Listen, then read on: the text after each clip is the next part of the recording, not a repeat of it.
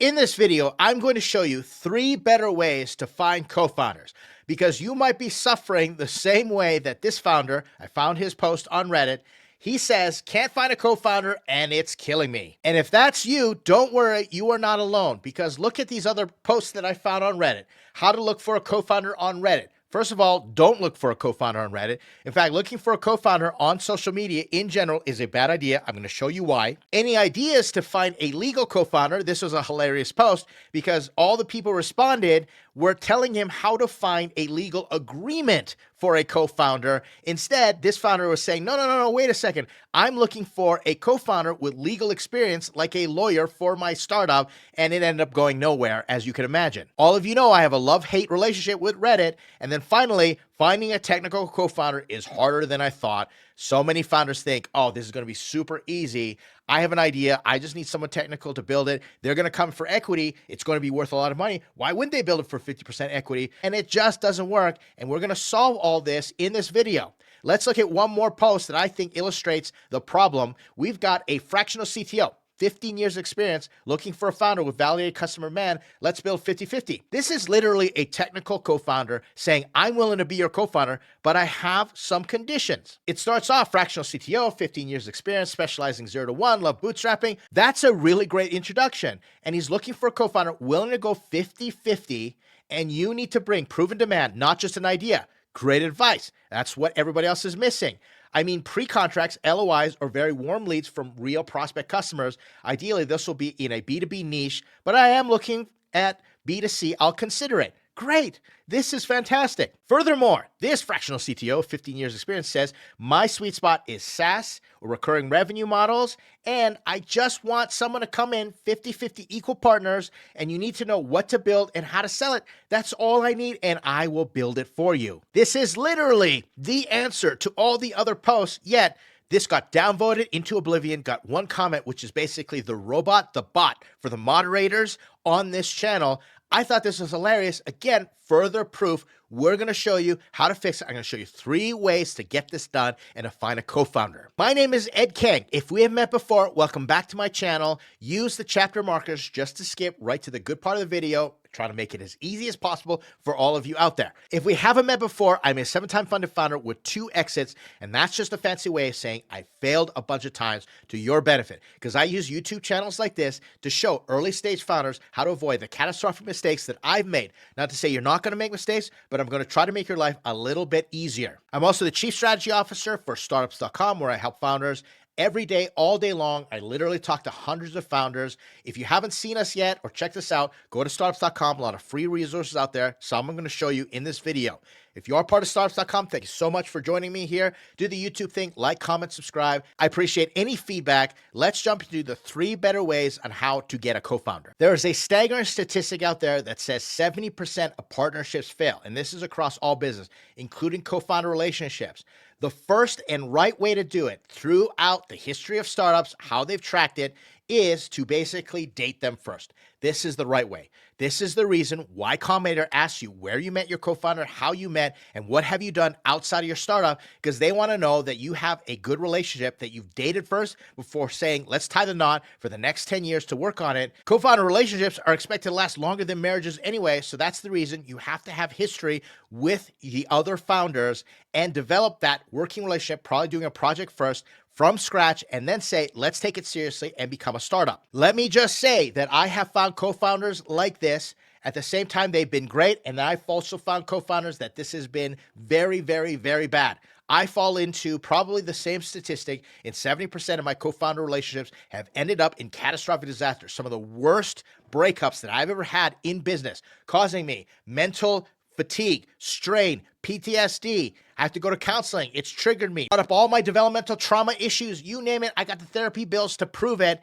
That's the reason you have to do it the right way. You have to take time and develop that relationship. You can't just do a shotgun wedding and meet someone at some hackathon and say, let's go do a startup together. Especially if you're raising funds, investors are going to sniff this out and they're going to worry because outside of not achieving product market fit and running out of money, co-founder relationships are the #1 reason that startups implode. So if you want to do this method, Instead, start learning to talk to people about the problems that you care about and collaborate and dream together and try and do one project together. And then if that goes really well, do another project and then a few more projects and try to add some things.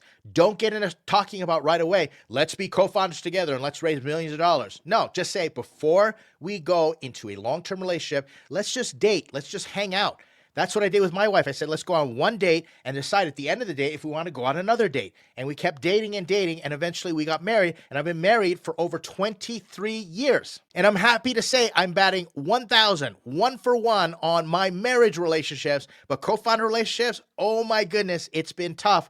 That's the reason it's the best way to build it, but you have to do it the right way. Put that foundation in before you start building stuff on top of it, and you'll be just fine. Let me just say, if you find that special someone that you start dating and you go out there and say, hey, let's figure this out, get everything in writing. Go get advice. Go talk to other founders and advisors like me. Come ask us at startups.com and say, how do I set up the proper co-founder relationship?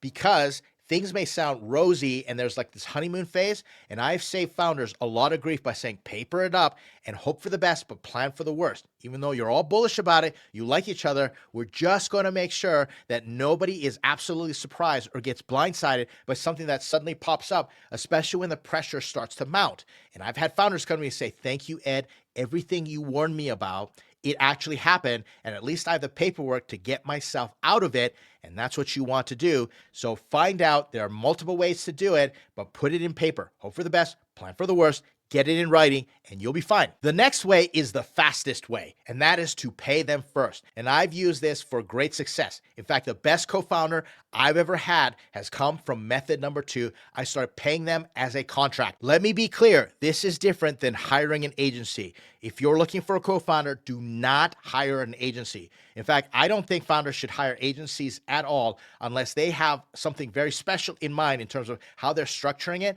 or they've already got someone technical on the team and that technical person can't be full-time and they hire an agency and that technical person manages that agency. That's fine. I completely understand. But agencies have their own overhead. They're looking for their own profitability and they're not incentivized the same way that you are. And it gets really ugly really fast. So this is not about hiring an agency first. Pay a freelancer. Pay someone that has the potential to be a co-founder. I'm going to show you how to do this right now. This is our member matching service on startups.com. Now, you do not have to use this. You can use LinkedIn, you can use Fiverr or Upwork. That's fine. But I'm going to show you how to do this because this is a quicker way for me to do a demonstration. Say I'm looking for someone to come and build something for me, and I'm going to say I need some talent, and I'm going to hire someone. You want to hire talent. That's the functioning word. And I understand that you need to have money and pay money, and this is not, you don't have the budget, just skip to the next methodology. But let's say that I'm looking for someone who's going to develop a game for me. Looking for game development, and I'm going to put that in the skills right here. And this AI is going to search through the database for me. Once again, you can do this manually, but now I'm going to look at video game development. I'm going to add game, and then I'm going to add game production, and I've got a few other things. So I'm going to help the AI just refine the search. Let's do game design. And I'm going to just be straightforward and I'm going to customize this. And I'm just giving it a little more information. My app is a game on mobile for kids. Let's just put that in there. You're going to see the matches. The AI is going to look through it, and you've got lots of great tools that'll help you do this. There's AI everywhere, but take a look at what's going on. It's thinking right now, which is great. And I got 286 matches found. I'm going to then look at the first one, and I got Randall here, and Randall says a great fit because they're founder creative director at Heck of Fresh Games. We're led development and release of Space Critters, a mobile game. Great. And it's important that they have founder experience. They're not just running an agency. Now I'm going to look and continue down here and expand the profile. And you can do this on LinkedIn. And I'm going to read and Fresh Games, Independent, Space Critters, etc. And I'm going to look for a website. And I'm going to click on the website. So here's the thing. This person who's developed games already knows how to develop this Space Critters and has got out there and looks pretty good. It's a game for kids. And what's great is the AI has matched for me. I'm going to research a little more, probably look them up on LinkedIn. All right, looking games, mobile, everything seems to line up. So what do I do next? I contact this individual and say, hey, can I pay you to develop a game? Will you be a freelancer? Most likely, if they're developing different apps, they might not already be a startup, but I'm going to find out. And I'm just going to be straightforward and say, do you have the capacity to be a developer for me? Because here's the secret. Most founders don't have cash.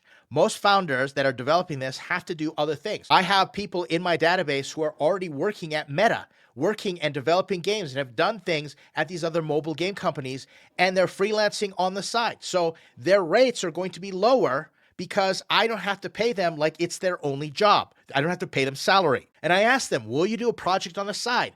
They may not have the time to do your full game, but at least they can do an MVP. And that's where you've already got it planned out. You've got the basics. Maybe it's just some wireframes or one interactive screen that you're going to show other investors. But you're doing this because eventually you want to get them so excited to work with you. Remember that technical founder has gone out and said, I'm willing to be your technical founder if you know how to go get customers. That's your job if you're looking for a technical founder. On the other side, if you're technical and you want a founder that can go out and sell for you, you need to show that you can create a product that's ready for them to go out and sell. Figure out what they need on the other side, and they don't have to worry that you're not holding up your end of the bargain. It's just like dating, everybody. Bring value to the relationship, work on yourself so you know you can put value on the table and say, I'm willing to bring in 50% of the value if you're willing to do the other 50%. And that way they start to imagine and say, wow, I've got someone who's already selling. I just have to build. This is a match made in heaven, or vice versa. I've got someone who knows how to build and I got the way to sell it. I know what to build and how to sell it. Therefore, it's a match made in heaven. And you contact them and you get them to build a small thing and you woo them through that entire process. Then you take what you built and you go out there and get it out in the marketplace, get investors interested, show the momentum, and then you can go back to that freelancer and say, if I get the funding to hire you on, or if I'm able to pay you more, how about we continue working on it? What does that look like for you? And that's what I did with my best technical co-founder. At any point in time, there's a technical founder out there. He's gone on to work on other ventures. But if he ever came to me and said, Ed, I want to be part of this venture and I want half, I wouldn't even blink once. I would just say, done. Let's get you on a vesting schedule. And Cliff, I'll go on one myself and let's make this happen, because he was that good. And I found him by putting out an ad on Indeed. And I just said, hey, I just need someone to come in for something ridiculous, like $15 an hour is what I paid him. And he was already working at another job. He was being wooed by Amazon and all these other big tech companies. And he was just working a job and he wanted to do something on the side that made him a little bit of lunchbox money. But we spent so much time together that by the end, we were like, let's do this. And guess what? We built a startup and we interviewed down at Y Combinator. And that was so exciting for him because he was from Bulgaria. He'd never been down to Silicon Valley before. I got to give him a great experience, but he saw that I could bring the leadership. I was the CEO and I was selling like crazy. And all he had to do was build.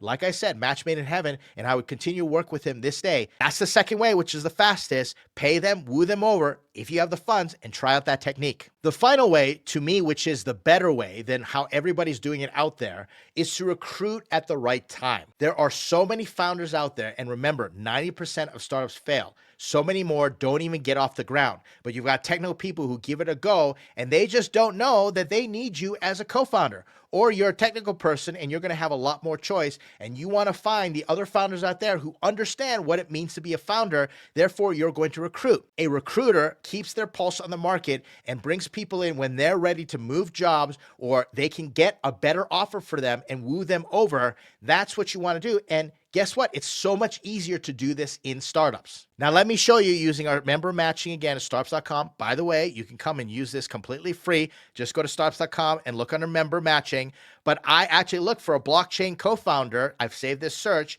and here we go. Zach is a strong match because he's the founder of Blockchain Marketplace. Let's say I was building a marketplace, and I know a technical founder. I find one that has the same experience working with the problem. Zach has already been a software developer and a previous CTO in other entrepreneurial ventures. This is looking good. I'm going to expand the profile, and I'm going to find out that he's got all these other types of skills based upon what he's got going on in the background. He is an Army veteran, which to me leads to character, which is absolutely fantastic. And here are the different jobs that he's done. The Mintable app, I'm going to go look that up. I've got John Rice here. Guess what? John Rice, he is a good friend of mine. I interact with him every day. He's got great skills. He hasn't been the co-founder of a venture. He's just a really great freelancer. So he might fall into that. I'm going to hire him and eventually become a co-founder, which is what another founder did.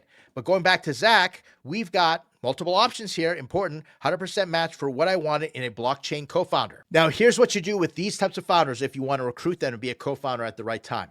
You contact them and you say, I'd love to have a discussion about the problem, about the industry. I'm looking at a startup in that same space, and I'd love to just not compete with you, but I'd love to just meet with other people, and I think you're very interesting, and your opinions would be great for us to share back and forth. How about a virtual coffee? And then you get together and you talk about the problem. You talk about how you're obsessed with the problem, what you've done to solve the problem, and the LOIs that you've gotten, and the customers that you've talked to, and you plant that seed in their mind. But you ask them a lot of questions as well. What's your perspective on the problem? How are you solving it? Because you're interviewing them as much as they're interviewing you. Now, they might not be ready to be your co-founder right at that moment, but remember, you're playing the recruiting game. You want to meet as many people as possible. And you want to say, man, if you ever need an opportunity, I'd love to work with you. Or let's continue to stay in touch and let's continue to collaborate. Maybe we can continue to work together and get the same customers together because you're not competing, and then eventually you just merge. You're planting that seed in their head for them to go, wait a second, this has been a really great experience. And maybe they're lonely. Maybe they're just looking for an excuse to jump ship, to leave their startup. Or maybe they've always been willing to pivot, but they just haven't found the right co-founder that they jive with. And at least what you're doing is the combination of dating them, but you're also recruiting them with the right timing. I know so many great co-founders that I would partner with in a heartbeat that have failed their previous startup. And that failure has been a wonderful learning experience for them. And they've told me their lessons. They leave their startup and I say, let's have a conversation. Tell me what you learned. And they talk and they talk and they talk, and I support them. And then we become really good friends. And I plant the seed and I say, just want to let you know, hey, if you ever need a co-founder, or if I find an opportunity for you, I'd love to continue to stay in touch. And we do that. Going back to the dating metaphor, people have been in serious relationships all the time and they learn from them, and therefore they make better partners in the next relationship. But remember, you have to bring something to the table. You have to work on yourself. You have to become the type of co-founder that everybody says, I would love to partner with you. What would it take to get you into our venture? And it may take time, but remember, just like marriage, I'm beating this metaphor to death, you only need to figure it out once to go all the way to the end. So don't be afraid to play the field. Don't be afraid to get a diverse set of experiences and figure it out as you go without getting overly committed, without going in, buying the house, getting the mortgage, having kids together. Don't do that. Do it through projects, do it through networking, do it through being social and becoming the co-founder that everybody dreams of having, because you bring all that value to the table. So if you are someone who needs a technical founder, learn sales, learn to go out and embrace the problem, learn to go out in the market and achieve founder market fit. If you're a technical founder, learn how to do problem solution fit, learn founder problem fit, and talk to other people who are totally engrossed in the problem. And then you'll find that right match. And then you don't have to spin the wheel or put a blindfold on and throw a dart into the abyss, the insufferable, thankless abyss that's social media. It's not going to work. On top of which, like I said, investors can see that a mile away. They're not going to buy it because they all have the same concerns that I have, that you're not getting good matches on social media just by going out willy-nilly, just saying, hey, anybody be my co-founder, and throwing it out into the void, seeing what comes back, and you never know, which is a big risk on behalf of the investor. I hope this has been helpful. Like I said, go look in the description of this video, go to member matching if you want to use our tool. You don't have to use it. Use LinkedIn, Upwork, Fiverr. There are so many different venues. Let me know if you have questions on how to do it. Let me know if you have a success story as well, and I hope this has been helpful. Watch some of the other videos that I put on the screen. Look forward to interacting with you. Like, comment, subscribe. Always appreciate it. Thanks for your support. Thanks for hanging out in this video. I'll see you in the next one.